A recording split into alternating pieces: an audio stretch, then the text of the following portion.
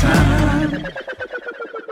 Welcome back to Deen. One Leg at a Time, the podcast about health, wellness, fun, recovery, and music. Fun. I'm your host, Dr. Deen Anbar, and I'm interviewing other musicians and creatives about their process, their priorities, and the things that they do to achieve their goals. Love. Tina Hughes. Hi. Welcome Deen, to the podcast. Dr. Deen. That's me. Love Here this. I am. How are you doing? So good. Yeah? So good. Yeah. Thanks for joining us. Thank you for having me. Yeah, you're welcome. So fun. How's your day been? Day's been good. Yeah? How's your week been? How has my week been? I had a busy week last week. Yeah? Yeah, I had like 3 gigs in a row, like back to back. Okay. What kind of And gigs? it's like, you can't spread them out. Why can't they be spread out? You know what I'm Because saying? things are It's like, never... It's always like that. It's always yeah. like Right. When it the rains, rainy it season. pours. Yes. Yeah. Always. I know. Playing guitar, playing bass, singing. What do you do? Guitar. I did guitar on 2 of them and bass on 1. Okay. Yeah. Cool. Oh, I started this project with Bella. Did I tell you about this? Tell me about it. So we started a girl band. It's super cute. Okay. Do you know Olivia, right?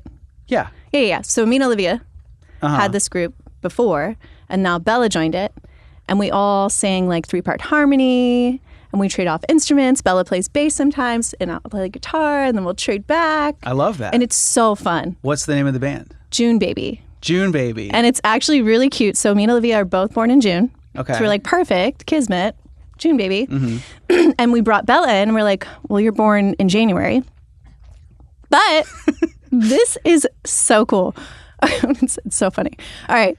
Bella and me go way back to when she was like 19, 20. Uh-huh. And I was sneaking her into bars. And we were being bad. Uh-huh. We were bad girls. So we found this fake ID at this bar. Or not a fake ID. We found a real ID on the ground.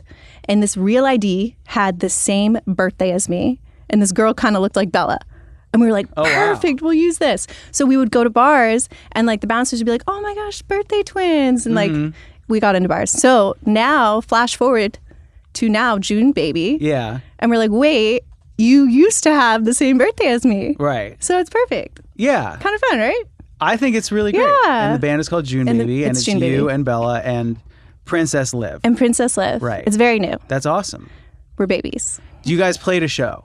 We did. We played our first show, and it was so fun. That's awesome. Yeah. It was Where like a was it? restaurant gig at Bakari. Yeah. I love Super Bakari. cute. So cute. That's awesome. Yeah. And people were like interactive. I was like, this is great. We're not just like background, whatever, which happens, fine. Yeah, it But happens all the time. It happens all the time. Yeah. Bakari's good for that, though, because I feel play like there. it kind of... I have played there. It kind of plays that middle ground between, like, you're not quite background, but it's not like, you're on a lighted stage or anything. Totally. But it's nice for, like, just a low-pressure, good vibe situation. It was and perfect. they feed you. Exactly. And they have really good food. Well, So that was fun. congratulations. That's really cool. Thanks. Yeah, we're excited about it. Because I've seen it on, like, Instagram that you guys were doing that. And so, but I didn't want to blow up your spot or anything. Wait, how long have you lived in LA? Dang, a long time. I think I'm going on 9 years. Me too. Am I going on 9 years? Yeah. Where are you from? Crazy. I was raised in Virginia, outside DC.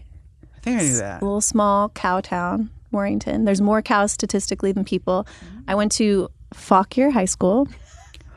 And yeah, that's Fauquier High School. Yeah. I was born in Fauquier County. Okay.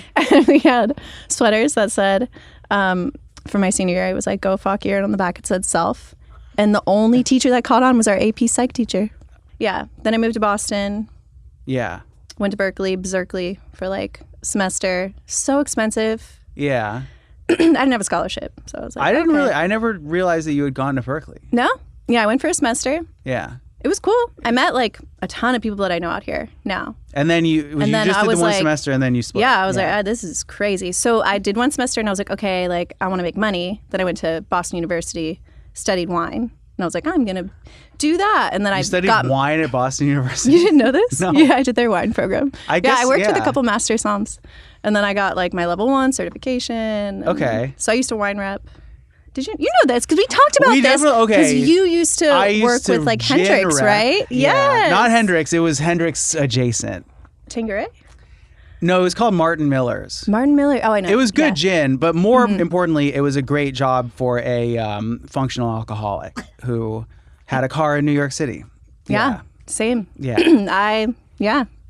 But you know who else did one semester at Berklee College of Music? Who? John Mayer. You were following in the footsteps of the I greats. was trying to be Yeah. just like John Mayer. Aren't we all? Yeah. Yeah. I think that's our goal. Yeah. I'm trying to get into the Grateful Dead, so, you know. I mean, actually, that would be cool. That would be pretty sick. Yeah, it would be cool. I think you would fit in better maybe than John Mayer. Let's not go that far. I don't know. I'm not trying. I know. Yeah. I'm not trying to. I'm being kind of honest here. I've always just really liked that music, but also like John Mayer's doing great. No, he's great. No John shade Mayer's great. on John Mayer. No, we love John Mayer. Know. But I think you would kill it. Yeah. Well, you were given the opportunity. You would crush that gig. Yeah. It means a lot. Disclaimer: I like John Mayer. Like, no. Disclaimer: I do like John Mayer. I was obsessed with him for a very long time. Well, so the thing that got me into him, I still think he is so talented. Like, he's the man incredible. is, yeah. Continuum? Okay, we just have to make sure. How is Continuum not one of the best records of all time? Those guitar parts are insane. Insane. It taught me a lot about like, just melodically a few driven. Good notes. Yeah. Yes. The amount of times that I cried, when I moved to LA from New York and I drove my car and I'm listening to Stop This Train, weeping by myself with New York City like fading in the background, and I'm just like, I'm starting the next chapter of my life, and this is the soundtrack to that. Like, so beautiful. Yeah, lyrically, the whole album, just lyrically, melodically, all of it. It was so incredible. I know. He's just like, I think there is a reason why he kind of like stands at the top of the mountain of like king of guitar in 2025. Yeah. You know, it's just, it makes sense to me. Who are your guitar people? Pat Metheny. Really? I really like Pat Metheny. Love Pat Metheny. I love him. Yeah. Yeah. I was super into Ani DeFranco in high school. Ooh, angsty. You know her, that's right. I think we've talked about this. Mauricio knew her too. Not a lot of people like listen to her music. I think it was because I'm of that age where like, it's not like she was super popular. She wasn't, no. But I just, the girlfriends that I had liked her. That's usually the case, yeah. I was an angsty kid who was friends with fellow angsty kids. Yeah. So, No, of course. Yeah. No, she was cool. But she had some really cool guitar parts. Yeah. In some of her songs. Yeah. Yeah. Who else? Guitar people. John Mayer. Classic. With guitar, I'm not like, I like want to be like the best shredder, lead, whatever guitar. I don't know. Like with music, like I really just like the whole picture. Like I like the whole story. Yeah. Like that's why I really like Pat Metheny. It's like it feels like storytelling. It's not just like, look at my licks. Or It's this really, is it guitar transcends leading. the technique, I think. Yeah, you know? I'm with that, yeah. So what was the turning point, or like what was the thing that got you to say, I want to like pursue music this way? Yeah, I don't know. I mean, I started on piano. So I used to always play piano, and I just used to write songs. I was a very sad girl. Very sad, neglected girl. And I just, I spent like all my time literally just writing songs. I had this little book. Yeah. You know, I made like a little artwork for it. Like, yeah, it was a whole thing. And then when I picked up guitar, I was like, oh, this is so cool. Yeah. And it was really painful in the beginning, and I almost gave up. I was really close. I remember like my fingers like bleeding. I don't know if you went through that. Oh, yeah. But I was like, this hurts. But it was so satisfying. There's something very intimate about guitar that like, it's just so nice. It is nice, but it is challenging, and you have to work through that painful beginning part. You really have to have your eye on the prize. Yeah. Because if you can't see the vision of where you want to go with it, then like, why are you going to put in those hours putting in that kind of work? It's 100%. Really hard. Yeah. How old were you when you started playing guitar? 15, 14. Yeah, Me too. Somewhere around that. When did bass actually start to become like part of the mix? LA. Yeah, when I moved out here. Yeah. That was when I started playing bass, because I didn't have a bass before that. I was gifted a bass from Orangewood, their Ernie Ball bass. Classic. And I fell in love. I was like, it was, I don't know. Honestly, I think I like playing bass more than guitar.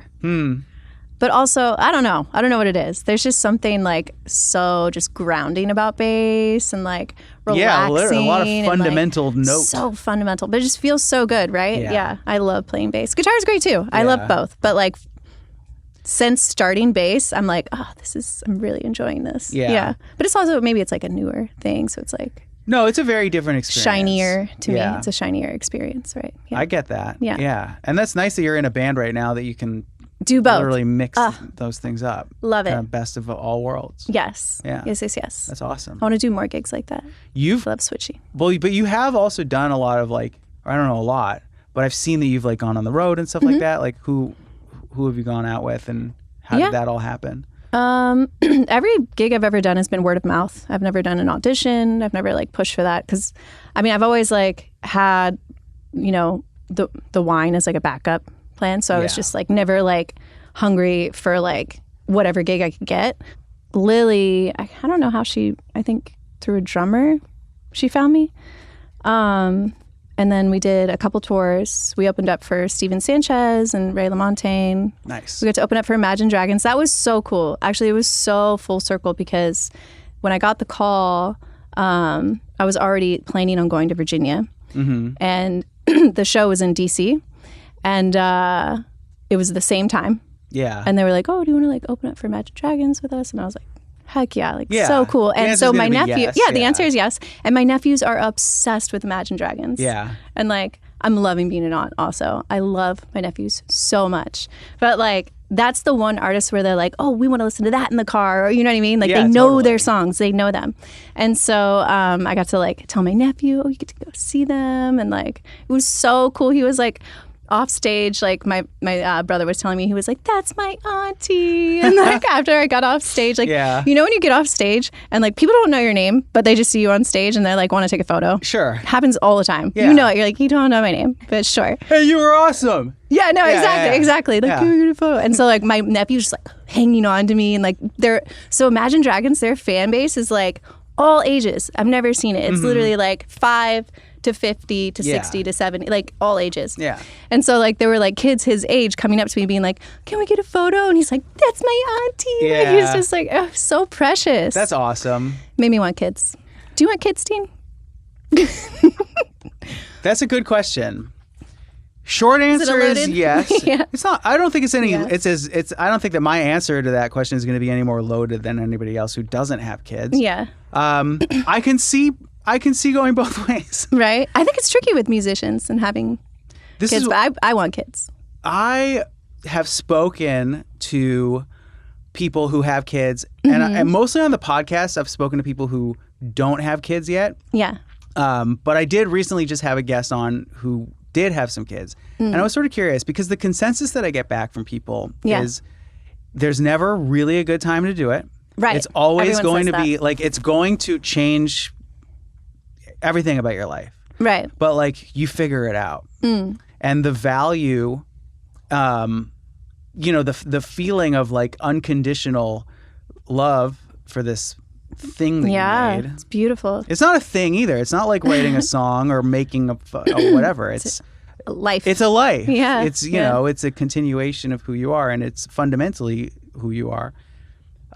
What I've heard is that there's nothing else like it. Right. So in that sense, I am curious. The selfish part of me goes, I don't know how I could really do that. Right. You know, like just who I am and what I'm up to. Like, I don't know if that's for me. Right. But then again, yeah, you don't know. I'm working with this artist now, Numbe. He's so awesome. Yeah. So talented. And he just had a kid. Okay. And he told me that he was like, it was kind of funny. He was like, you know, it's kind of, I imagine it's like when someone tries like heroin for the first time. Like they have no idea that they're going to like heroin. Yeah. I know, this is so funny. But then like once you have it, you're like, there's nothing better. That sounds like heroin. And I don't want to let go of it ever. Like, and I want more. Yeah. And now he wants more kids. And I think it's really beautiful. And I was like backstage in the green room, like helping bottle feed this beautiful child. And it helps that this child is just a freaking angel. Yeah. Like purely an angel. Because some kids are hard. I think even the angel kids probably have their moments too. No, he's so good. But yeah, obviously he has like moments, but he's like, it makes sense. It's like, okay, time to feed him. And he's fine. Like he's such a good baby. But like just holding him, I was like, oh my gosh. How old is this baby? Like 2 months old. Give it time. Like, It's precious. Give it time. But then it gets more fun, and they become toddler, it does sound and like they get fun. their personalities. What you're saying but then you get resonates. to like experience life through the child too. It's like everything is so new and exciting. Like that is so cool. I know. Yeah, I do. I see that, and that's the type of thing that compels me to have that experience. It's beautiful. You know? Yeah, you get to teach them everything that you wanted to know, like when you were a kid. Right. Exactly. Yeah. It gives you a chance also to maybe amend some of the trauma that you may have had growing up. You know, in the moments where you go, I can't believe that my parents did this to me when it was so clear that they could have just done this other thing. 100%. You know, to be able to pass that on. I assume that probably goes both ways, though, where you find yourself doing things that you would look back on and just be like, well, I probably could have handled that better. But, you know, I do believe that every parent tries to do better and probably does do better than the parents that they had. Yeah. No, it would make sense, right? I think progression is going to happen. Yeah. Yeah. I think I'm past the age where I'm like still actively holding on to most of the like feelings that I had about like, you know, just being pissed off of my parents from just growing up with them. Same. But also like the elephant, I always remember. And I don't know. I don't know if that's just me, but I definitely think that it's like that is also appealing. Yeah.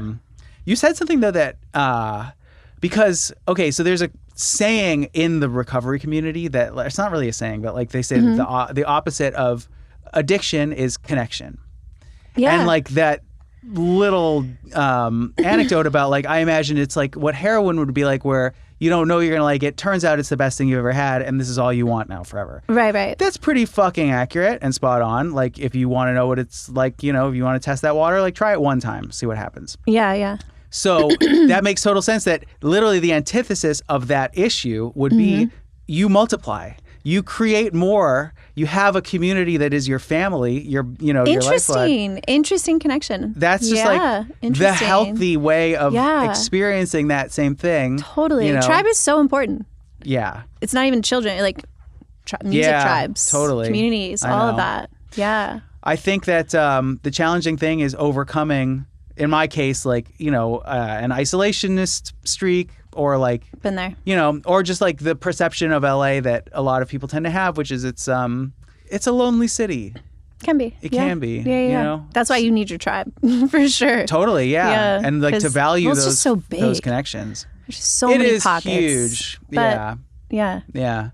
Well, we've known each other for a long time. Yeah. And here we are all these years later, hanging out and talking. Love it. Yeah. Super long time. Yeah, you were like, I met you like my first year when I moved here at a jam. That must make sense. I remember that. Right. It was at trying to think of the jams I would have gone to. This is in NoHo. Oh, at the Federal? Wow. Yes. Yeah. Federal. R.I.P. Yes. I know. R.I.P. That was a great place. It was a great jam. Yeah. That was one of the first ones that I went to actually before I moved to LA. Oh, okay. Yeah. Yeah. And I was just like, this is what they do here? This is cool. Yeah. It's heavy. I know. I do have some questions. Okay. Pick a number between 1 and 4. Pick a number between 1. Let's go 1. You're going to go 1? All right. Yeah. I wrote down like 50 different questions, and I divided them up into 4 Wheel of Fortune wheels. Each question sort of runs the gamut of self-care and how you sort of manage stress, plan things out. You know, it's a rich tapestry. What I'm gonna have you do is tap the spinner. Oh my God! Do I spin it? You tap it. You tap it and then it spins. There you go. Like in the center. Yeah. Okay, I get it. Where it says spin. Exactly. Like, also, this app sucks and does have ads every now and again. All right, cool. Ooh, Tina, who was your first bad influence? Bad influence? Yeah. Ooh. My sister? Yeah? Maybe. Are you the youngest? No. Oh. And then a younger brother, and then a younger half sister. Okay. So kind of middle of the middle. Cool. But yeah, my older sister maybe. And my friend Kyle. They were my first bad influences. They told me, so I would refuse to smoke. Like I was like, smoking's so bad. I want to sing and like be healthy. And then they convinced me that there was something called vitamin weed. And that it would be good for you. And it's good for your throat. And it like helps your body. And they're like, Tina, it's so good. I believed them. This is also over AIM too. Like he's messaging my sister on AIM. God. Tell her about the vitamin weed. And like they're both together. And Kyle's in my grade. Yeah. And they're both working together against me, telling me about vitamin weed. And I was like, okay, yeah, I guess I'll try this. It's good for you. Like, okay. Yeah. I believe them. We ended up smoking out of a tinfoil pen. That's like crack. Yeah. Like, that's how people smoke. It was tinfoil. Crack. I remember them making it with a little pen, like the plastic pen. Yeah. Right? Was that a thing? Well, right? Don't say right. I wasn't there. Yeah. Right, guys? Do you remember? I smoked really out of like apples. Really bad. And well, I would do like gravity bongs. Well, apples because you get the fiber. Tinfoil. Yeah, exactly. That's how you make vitamin weed. You smoke out of fruit. Exactly. Yeah. They did it wrong. Yeah. That's okay. That's okay. You know. But anyway, so that was my first bad example. That was your first bad example. Yeah. And now look at you. And now look at me. I don't like weed now. I've never had an inclination towards it. It's too inconsistent for me. Like the highs, like I could never gauge what was going to happen. Totally. So when I was younger, I loved it and I smoked all the time. And then when I came back to it, I found that I was having the same types of experiences you're having. But I was so committed to the idea of being a weed guy that I would just smoke all the time.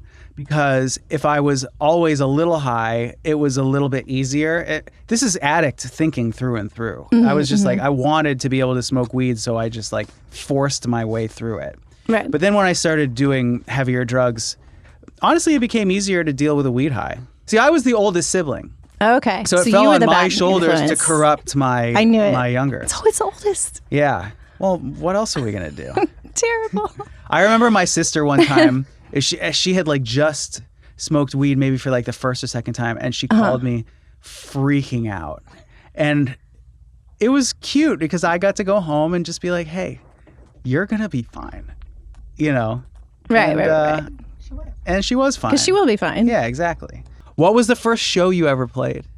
Whoa. The first show I ever played. It was a talent show. In middle school. Middle school talent show. I love that. I sang. I didn't play guitar. I was singing in the like whatever area near choir. Okay. And the choir teacher was in the room, and I was singing to my friend, "My Heart Will Go On," Celine Dion. That's incredible. and the choir teacher starts playing it on the piano, and I was like, "Oh my gosh, so cool!" Yeah. And he was like, "You have to perform at the talent show." Yeah. And I was like, "Me?" And my mom was scared. She was like, "Are you sure like she's okay doing this?" So, but I did it. And he was like, "Yes." And he played piano and I sang "My Heart Will Go On." That's amazing. Sang my little heart out. Okay, first of all, I just taught myself how to play "My Heart Will Go On" Did you? Mandolin. Cute. I mean, Titanic, one of the greatest movies of all time. Yeah, great movie. Second of all, I feel like I never hear you sing anymore. Singing is tough for me. I will say I'm very critical of my voice. Yeah. And it's tough. I love singing harmony. I love being in unison with people. But like solo, I'm just so critical of my voice. It's hard. Yeah. It's hard. I think it's one of those things. I can only speak for myself here, but I've spent so much more time focusing on practicing my instrument. And I know how to practice guitar. Like with singing, there's still so much in the unknown of it. I haven't put in the, Malcolm Gladwell 10,000 hours. And like at this point, it's just easier for me to not try because I don't know. It's just like, it's just hard. Right. But it's mostly. I've heard you sing. Yeah, I've sang. Yeah. I mean, it's honestly just unfamiliar. Yeah, you did sing with me. Yeah. That memory, that was time a in long my time life. ago. That was fun. It was fun. Yeah. And did like the Beatles tune. Oh my God. That was fun. Gotta do that again. Yeah, we should. Yeah. It would be, I think now it would be a lot more healthy. Also, my dream, before I even started playing guitar, Dave Matthews Band was a big one for me in middle school. Uh-huh. Do you remember Dave and Tim live at Luther College? Okay, it was a deep cut, but I used to listen to that and picture myself playing it in my middle school auditorium. Love this. And thinking, like, that's a pinnacle of coolness mixed with self-expression that I'll never actually be able to achieve, but it was what I wanted for myself more than anything. Right. So you actually did it. You lived my dream. I did it. I guess I did. You did. Yes, I did. Well, old I Celine Dion. hope it feels good. Oh Spin again. It's so funny. These are the getting to know you questions. Ooh. Oh, it just says green juice, and I'm not going to say why. But let's try that one more. Wait, what? No. We're not going to say why? No. You're just going to leave me? We're just going to ignore that and spin and no again. Explanation? Yeah, no explanation needed. Did you make these questions? Yeah, but this app sucks, okay? Green juice? What was the first song you learned how to play? The first song? Well, if it's on piano, it was one I wrote. I just would write songs. That doesn't count. Okay. On guitar, what was the first song? I think it was an AFI song. I don't remember what it was called, though. That's cool. So long ago. I loved AFI. I was a little... You were a little punk, kind of, I guess. Yeah. I had a moment. Yeah. That was what got me into Tool. playing. I used to listen to Tool and AFI. I never could get into Tool. I was into it. And I know that's sacrilege to a lot of people. But not there were just specific songs that I really liked. But I wasn't listening to You weren't an album girly? End. Yeah.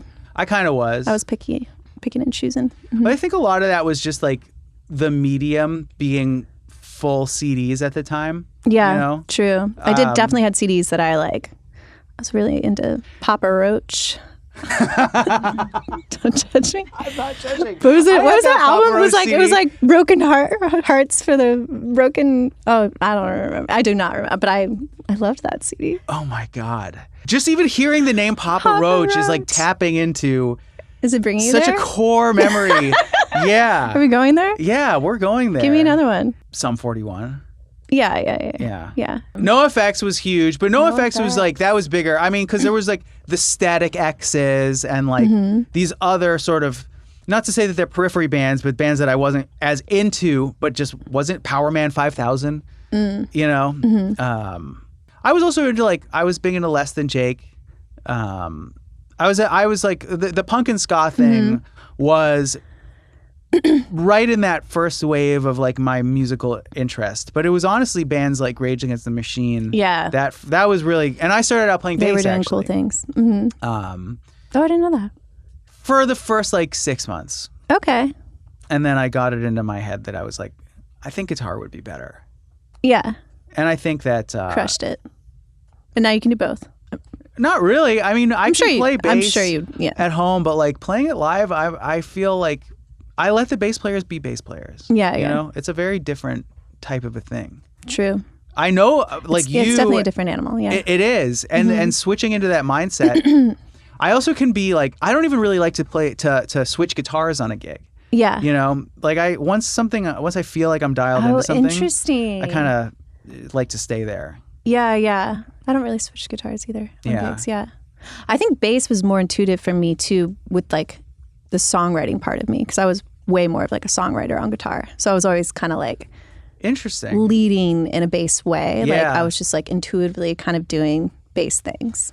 So you're creating a counterpoint based on what your melody is and what your bottom root movement would be. Right. So it was kind of an easier switch. Yeah, that's a very comprehensive way of thinking of yourself as a composer. And I can say that. I'm a doctor. You're of music. a doctor. That's so cool. My memory of my first song that I learned is Stairway to Heaven, although I feel that can't really be true. Yeah. I know Smoke on the Water was definitely there. I remember my dad being I still don't think I know how to play that. Smoke on the Water. Oh yeah, no, that happened. And then the 12-bar blues, I love a 12-bar blues. Yeah. Yeah. It's exactly. Good. Yeah. Classics. Spin again. We're at 30 minutes. That's 30? Okay. Nice.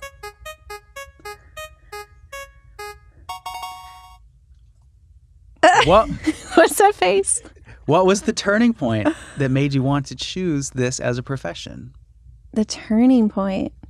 Yeah, I don't know. As soon as I got a guitar, I like knew. Yeah. It was just something in me. Because before that, I used to like paint, and I was like, I want to be a painter. And like that was for sure what I was going to do. I was like, I'm going to be a painter. Like, this is my thing. I painted like all day long. And then I got the guitar, and I was like, no, this is it. And I just lived in my garage with the guitar. And I would take naps with my guitar. Like, your garage in Virginia. So you're just like freezing for your art. Yeah. I would, late at night, because I would play so late. Yeah. But that's interesting. No, I just knew it. I was like, there's nothing else I'm interested in. That was it. Before music for me, I was a doodler. I was a cartoonist. Okay, yeah. And like I went to an art camp. Like that was my initial, foray into expression. And I've always been very tied to, forms of creative expression. It's like very much who I am ever since I was a kid. And initially it was definitely going to be art. Not that I was really ever any good at it, but, I just really loved it. Yeah. And it was sort of the same thing with music. It was just like, I don't know about you, but something tells me that we might have this in common. Because I also was a little angry kid, and I loved my metal. I loved my punk. Yeah. I identified so strongly with the bands that I was into. And when I started playing, guitar, like all I could see was the glory of the vision. Me on stage, me singing my songs, and like, and just owning it. Yeah, and I'm with you. Like, it's not like I was actually any good, but like, I wanted it. Yeah. Yeah. So I'm with you. Yeah. I just loved it. We just love it. What is this delusion that we just got? It was like, yeah. No, Yeah, I know. It feels like it chooses you. Like you don't really choose it. It kind of does. It really right? does, right? Yeah. I feel like most people describe it that way. Yeah. Like you can't. There's nothing else I can do. I definitely didn't do this for money. I don't know what I thought was going to happen, but I do know that when it came time to make decisions about like going to college and stuff like that, it was just like, oh well, I'll study guitar and I'll learn whatever I have to learn in order to study guitar, because I can't really imagine myself doing anything other than studying guitar. Right, right. And I even had teachers who were just like, you probably don't want to do that. What a good teacher. Wow. Yeah. What was their name? Oh man, I had my first ever guitar teacher, actually, this is back when I was like 14. He would say things to me all the time. He'd be like, you're not going to get famous. What was his name? His name was Shane. Are you famous? Where's Shane? I'm not, but that's not the point. Shane? Where is this man? Shane was awesome. Okay. The like 3 of my old friends that I'm still in touch with from that time, who I think also studied with Shane, are, if they hear this, first of all, hey, I love you guys. I don't know. I think it is in a way good to be shown that like, this is not for the faint of heart. And like, if you want to do it, like you have to really want to do it. Because unless you're in the position of being independently wealthy or, like you're, I don't know, like to just, but even then, you just have to work so hard for it, and like that is true. Yeah. So it's like, but any profession. Any profession, yes. I don't know. I'm glad for the voices that said it's going to be tough. I had one It's teacher. like humbling. It's humbling. It's humbling, but it's also like there's no surprises. It's not like when you graduate. Yeah, your expectations. I mean, you'll never really know exactly how hard it is or what type of challenges there will be. Right. But at least it's not just going to be like, hey, like, great job, see you on the other side. Like, it's... Yeah. Yeah. I think you could have like a mix, right? It's like give them the reality, but also like encouragement is so important. Like that is pinnacle. Like you can't just be like, you're not going to make like... No, it's just you're depriving the plant of water. Oh, so yeah, but it's this important. is a healthy plant. Looks good. Yeah, it looks happy. Yeah. I have one of those at home actually. The one I have at home plant. doesn't look quite as good as this one, so I'm gonna have to ask him what he does. Do you still have Franklin? Franklin is thriving. Really? Franklin is a plant that Tina gifted me So How long ago? Like 5, 6 years? 6 years ago. I was going to say that, yeah. Franklin is the plant that goes up the wall. He's thriving. He must be he's huge? 35 feet long. Stop. Yeah. I love Franklin. He's a monster. Yes. I know. Dang, yeah, no. great. Franklin is like, he really holds the whole house together. I love that. Yeah. That makes me so happy. I'm so glad. I'll have to plants. show you a picture of him. Yeah. Yeah. Please. No. He's like up on the walls, like, yeah. Crawling around. Crawling. Living his best life. Yes. Yeah. Actually, my ex clipped a bit of Franklin, and he's growing in a secondary. He's propagating in a secondary. I should gift you the same plant that you gifted me. Wait, that's so cute. Wouldn't that be awesome? That's kind of cute, yeah. All right, we're gonna make that happen. All right, cute. I'll get a little piece of Franklin. We're gonna do a special segment. This is the debut of a brand new segment called Mocktail Madness. Mocktail Madness. All right. Ooh. If you can't drink a hurricane, make a mocktail. Sidecars, Mai Tais, Aperol Spritz. It's a fucked blur. Won't smell like whiskey, cause booze is history. Mocktails, ooh. Every day you'll drink another mocktail, ooh. Tales of boring beverage orders, mocktails. Okay. Yay! I meant to do harmony and I forgot. Next time. We can get it in post. Yeah, we'll do it. We'll do it again. Cool. All right. So here's the way this is going to work, though. This is a mocktail game with a twist, as it were. Now, okay, there's 2 wheels. Okay. One of them is the first mixer, and the second one is the second mixer. You get to make your first one. So spin. You're first. All right. Okay, so your mocktail is pineapple juice. I saw a pineapple and that was the one I wanted. All right, cool. So and then manifested that. Pineapple juice and I don't want any of those. Just another wheel? No. You're gonna mix it with that? Is there another option? If you just spin it and see what happens. It is. Do I have to drink it? I guess not. Oh gosh. I was hoping it'd be that one. Pineapple juice and diet cherry Pepsi. That sounds great. Okay, here's the thing.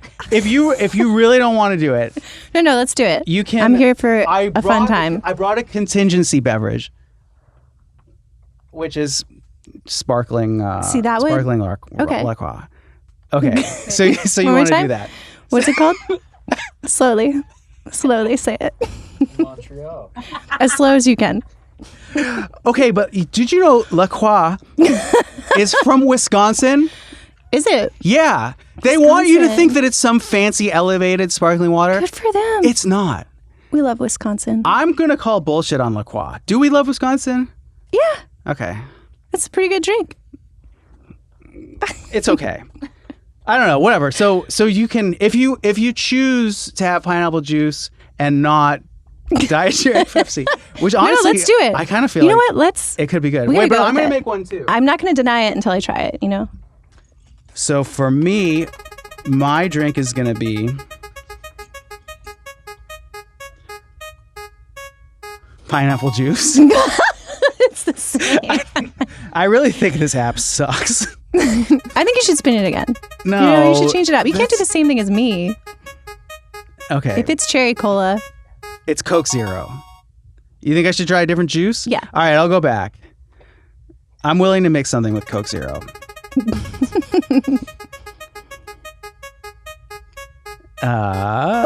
So close. Red juice from Trader Joe's. Red juice? Yeah. Red? I picked up snacks from Trader Joe's before. It's called red juice? It's called red juice. Trader Joe's makes Can you guess which one it is? No. Can you help me? No. On our last segment where we tried different snacks, we rated them out of guitar strings. So like 6 strings was the best. Oh, okay. 1 string would have been the worst. Cute. I get it. So if you want to rate your Should beverage, I do it out you of can. bass strings? Sure, but then it can still be up to 6 because there's 6 string basses. Yeah. Yeah. So it can be out of 6 bass strings. It could be out of 5. Actually, I guess that makes sense with more standard rating metrics. Wait, do you want to try this red juice before I put Coke in it? Okay. It's so good. Yeah? All right. I love beet juice. I didn't even get a chance to say this, Sorry, but I'm talking such a into this. caffeine.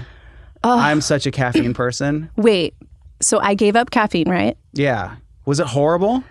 No, it was actually, it was horrible. You didn't it was go so through it? It was actually so hard. Yeah. It was like truly a drug. I had night sweats. Yeah. Like Headaches? Oh and my like, God. No, I was like Body soreness? cravings. It was insane. I can't quit. The headaches were the worst. I know. Like bad. But anyway, so I gave it up completely. Last How night, long did it take you to get over it? I'm just curious. probably like a week, 2 weeks. Sounds horrible. It was horrible. Yeah. And then I've like, since then I drank it again, and then I learned to wean myself off. Yeah. Way better. Probably, right? Way better. Anyways, okay, last night there was this tea. It was a cinnamon tea, and I was so excited because I love cinnamon. Yeah. I didn't know that it had black tea in it. I wanted an extra strong cinnamon tea. Yeah. So I put 3 bags. Damn. Yeah, that's not even the worst part. And I drank it, and I was like, oh, it's so good. I want another one. So Yeah. I got another 3 bags. And guys, I don't drink caffeine. Yeah. Like, ever. I was so wired. Guys, and I think my hands are still shaking from the tea yesterday. Well, that's awesome. And my friend Chelsea, she was like, Tina, you know it has caffeine. Like, dang, you're like really trying to wake up. And I was like, what? It has caffeine. So anyways. Well, welcome back. Still shaky from the cinnamon tea. That's how I like it. It'll get you. Hey, cheers. I'm scared. Yeah. Cheers. I don't know why I thought this was going to be a Pineapple good idea. and cherry Coke. That one is. It Yeah. is a nice. Do we want to say what it looks like? Just drink it.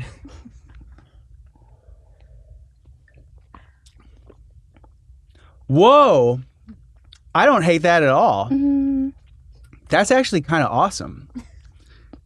You're not crazy about yours? It's got a weird after thing. Do you generally drink like sodas ever? No, I don't. See, I do. Wait, so I grew up not drinking sodas at all. Like Yeah. no Coke, nothing. And you just never were into it? So I never had a taste for it. Yeah. So like Coca-Cola to me tastes like gross. It just does. It tastes like I don't know. It tastes like dust and like Tastes like dust? dirty dust. Have you ever had sparkling? Like I don't know, and it's like really astringent and like I don't know. Yes, I've had dust. I think Oh. right. I don't You've know. tried dust before, right? I mean, I've had things that people call Have you dust. licked something dusty?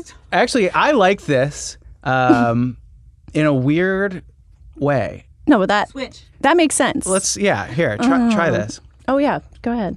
I And describe it first. Can you please describe what type of color that is? Well, it smells mostly like pineapple. I'm not going to talk about the color. It looks earthy. How about that? Dusty. Cheers. Cheers.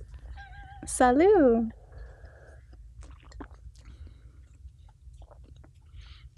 Actually, This is I good. kind of like this one too. Oh my gosh! Are you kidding? It's so gross. You like it? No. Okay, wait. You get pineapple when you first try it, Yeah. and then you get that dusty, gross aftertaste. I don't know what it is. I don't know, but Tell me. I like it. The though. aftertaste is weird. I think the aftertaste is more about the pineapple than it is about the Pepsi. I don't know. There's something weird. I may have. Sometimes I feel like I drink so much soda that I've like destroyed that part of my taste bud brain that can like really taste Oh, it. interesting. Is that a thing? I like that. I guess that would make sense. Because for a while, I couldn't have like sparkling things. Like Why? it would make my eyes water. Really. Because I never grew up with it. Like I never had soda, so I was like, This is the thing. I sensitive. didn't grow up with it in the house. But maybe I've just been drinking it for enough now that like my body has learned to adapt. yeah. You know how some people will say like, "Oh, if you're hungry, a lot of times you're actually just thirsty." For me, I've kind of gotten it the other way, where it's just like, "Oh, if you're hungry, sometimes it's just like, oh, well, what you really just need is another like Coke Zero," and then I'm fine. Do we think Coke Zero is better for you than Diet Coke? Do we? I think it believe that? tastes better. But like health wise, it is. See, I don't know. You guys, No. I don't know anything about the soda world, not a doctor. but maybe it is. It probably is. I'm a doctor Diet- of music, and I'm here to say Coke Zero tastes way better than Diet Coke. Wow. Is okay. it better for you? I don't know if any Probably. of them are bad for you, though. That's the thing. Diet Coke? I think it's just they have The more sweetener. Aspartame, right? They're the Yeah, it has more of the artificial Yeah. sweetener. which my understanding is that a lot of the reasons why people think that it's bad for you is not really rooted in anything. It's just kind of like old wives' tales of like, oh, if you drink this, it'll cause cancer, but it's based on tests that aren't really relevant to human beings. Right. And that the amount that you would have to drink to actually suffer any negative consequence as a direct result of drinking sodas is like such a incomprehensibly high number. There are so many things that are bad for us. Everything is. So many things. You know, and everything They're has saying chemicals. fires now. Where? The air. Here? Near Altadena. Yeah, in the Palisades. yeah. It's supposed to be really, really, really toxic. Like it's scary. So, I mean, horrible. What are we supposed to do? What do we do? Right. We survive. We survive. We survive. We survive to live another day. We do. Okay, so of the two mocktails, you thought that the red one was better. Absolutely. How many? I'm going red. How many bass strings would you give it? I'm going to say 4. I love beet You'd give juice. that a 4-string bass? Yeah. Would you ever order that? Out of a 6-string or a 5? Here's a question. What would you call that? Because I liked it too. It's not really spark. It's effervescent. Yeah. Beet. That's like juice. Definitely beet forward, earthy. Yeah. With a slight sparkle. It'd be a good Halloween herbaceous. drink because it looks like blood. It does look like blood. That would be a fun bloody cocktail. Yeah, like a vampire's delight. Mm-hmm. Yeah. Cute. Yeah. Dracula drink. The Dracula drink. Yeah. Yeah. Okay. I'd give it 4 strings too. I would give the pineapple one. Honestly, I'd give that 4 also. I'm going, you gave it 4? I kind of liked it. You really do? Yeah. No. Well, I'm not just saying that. Let me try it again. It was weird. Yeah, try it again. They're all weird. No, that one was weird. It's not. I'm standing by it. No, come on. Oh my gosh. That's 4 strings for me. Okay, well, we got to rate the aesthetics because what do you think about the color? Okay, it has to come in a color evoke ceramic glass that isn't. Okay, what you put an umbrella on it and some ice cubes. It kind of looks like a Mai Tai. Exactly. So. Yeah. Similar, right? Throw a cherry in there. Yeah. This is good. That was a good segment. Yay. Thanks for doing it. Thank you, Deen. So that's Mocktail Madness. Cute. Tina, thanks for coming on the pod. There's just one more thing you got to do. You have to look in the camera and say, I put my pants on one leg at a time. What if I don't? Then the podcast never ends. What if I do both legs at the same time? If that's what you do, then I guess by all means. Okay, I'll lie. I put my pants on one leg at a time. Ladies and gentlemen, you heard it here first. Tina Hughes, thanks for coming on the podcast, and we'll see you next time. Yay!